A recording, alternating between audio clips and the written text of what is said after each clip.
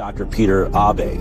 He's one of the lead experts. He's pro-vaccine, and he develops vaccine programs for the third world. He had a DTP vaccine program he'd run 30 years ago in Guinea-Bissau, Africa, and recognized 30 years later, you know what, only half the children in the country got that vaccine and the other half didn't. I could do a perfect comparative study between the vaccinated and the unvaccinated. And when he did that study, the results blew his mind. This is about vaccines.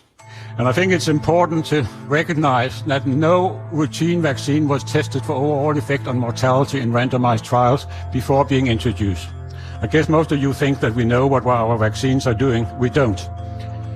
The program we are talking about at the time, the vaccine program, was introduced sort of in the late 70s after the success with the eradication of smallpox. WHO made sort of the first immunization program for the low-income countries. What comes out here, you had 2.3 times higher mortality if you were DTP vaccinated.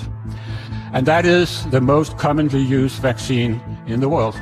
So the whooping cough vaccine or pertussis vaccine was associated with twofold higher mortality. You can have a vaccine which is fully protected against a specific disease, but associated with higher mortality. How is that possible? After looking at this study, it was clear that the vaccine did protect against the diseases they were vaccinated for. The kids didn't die of diphtheria, tetanus, and pertussis. Only one problem. Once they looked at it, they were dying at 5 times the rate of all of these other issues. So it was clear that though it was protecting against these diseases, it was weakening their immune systems to all sorts of other problems. One of the other scientists on this study did a TED Talk on this. In spite of being protected against 3 deadly diseases, the introduction of DTP was associated with increased overall mortality. Children who received DTP vaccine had 5 times higher risk of dying than those who didn't.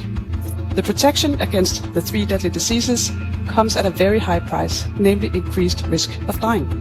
So, with the best of intentions, the use of DTP vaccine may kill more children than it saves.